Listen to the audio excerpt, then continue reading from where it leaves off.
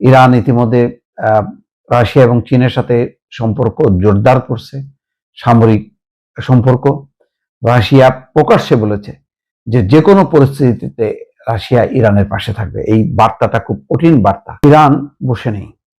খবর হচ্ছে যুদ্ধবিরতির মধ্যে হামলার নতুন নতুন লক্ষ্যবস্তু ঠিক করেছে ইরান। একদিক দিয়ে ভালো হয়েছে, এই যে যুদ্ধবিরতির কারণে ইরান একটু দম নেওয়ার সুযোগ পেয়েছে। ইরান তার শক্তি বাড়িয়েছে। ইরান ইতিমধ্যে রাশিয়া এবং চীনের সাথে সম্পর্ক জোরদার করছে, সামরিক সম্পর্ক। রাশিয়া প্রকাশ্যে বলেছে যে কোনো পরিস্থিতিতে রাশিয়া ইরানের পাশে থাকবে। এই বার্তাটা খুব কঠিন বার্তা, যার কারণে সব কিন্তু এখন থমকে গেছে। মানে আবারও দ্বিতীয় দফা হামলা করবে ইরানে, এটা সহজ হচ্ছে না।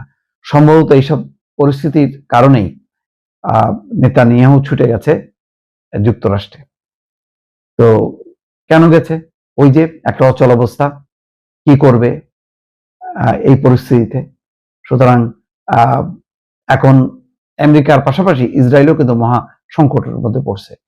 কারণ তাদের কাছে খবর হচ্ছে এই যে ইরান আগের তুলনায় তার শক্তি আরো বাড়িয়েছে, এবং বলা হচ্ছে ক্ষেপণাস্ত্র তার যে খরচ হয়েছে এ পর্যন্ত, তার অল্প অংশ খরচ হয়েছে, অধিকাংশ ক্ষেপণাস্ত্র এখন অক্ষত আছে এবং সেগুলো টার্গেট ঠিক করছে এবং নতুন নতুন জায়গায় সেগুলি স্থাপন করা হচ্ছে।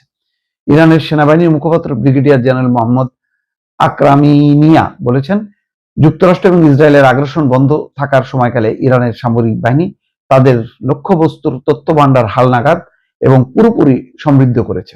একই সঙ্গে সামরিক সরঞ্জামের মানোন্নয়ন করেছে।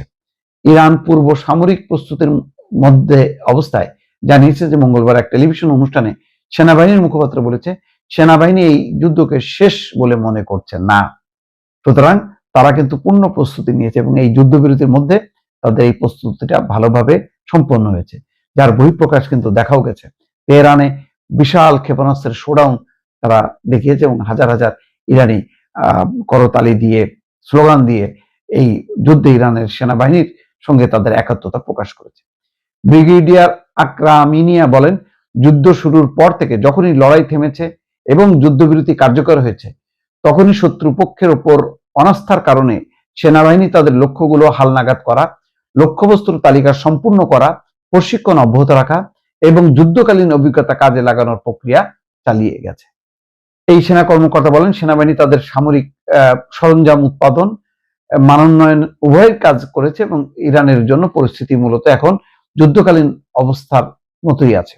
তাহলে এখন ওই যে কথাটা বলছে যে ইরান মনে করে না যে এই যুদ্ধ শেষ হয়েছে, এবং ইসরায়েলের প্রধানমন্ত্রী নেতানিয়াহু যে এখন যুক্তরাষ্ট্রে ট্রাম্পের কাছে যাবে, হয়তো ওইটাই অনুমতি নেওয়ার জন্য আবার হামলা করার জন্য, এবং আমেরিকা সহ। কিন্তু এই পর্যায়ে আমেরিকা যুক্ত হবে কেন সন্দেহ আছে। ইতিমধ্যে যে খবর প্রকাশ হয়েছে, 40 দিনের যুদ্ধে তাদের $25 বিলিয়ন মার্কিন ডলার খরচ হয়েছে। এই বাড়তি ব্যয়টা ইরানের আমেরিকার জনগণ কিন্তু মেনে নেবে না, কারণ মূল্যস্ফীতি সেখানে বাড়ছে, জিনিসপত্রের দাম বাড়ছে, জ্বালানি তেলের দাম বাড়ছে, সেটা আমেরিকার জনগণ ভালোভাবে নিচ্ছে না এবং ট্রাম্পের উপর অসন্তুষ্ট হচ্ছে। আর অসন্তুষ্ট চলতে থাকলে মধ্যবর্তী নির্বাচন বা আগামী নির্বাচনে এর একটা প্রভাব পড়বে। ট্রাম্প বুঝতে পেরে এখন কিন্তু এই যুদ্ধের বদলে আলোচনার মধ্য দিয়ে কিভাবে জয়যুক্ত হওয়া যায় সেই চেষ্টা করছে।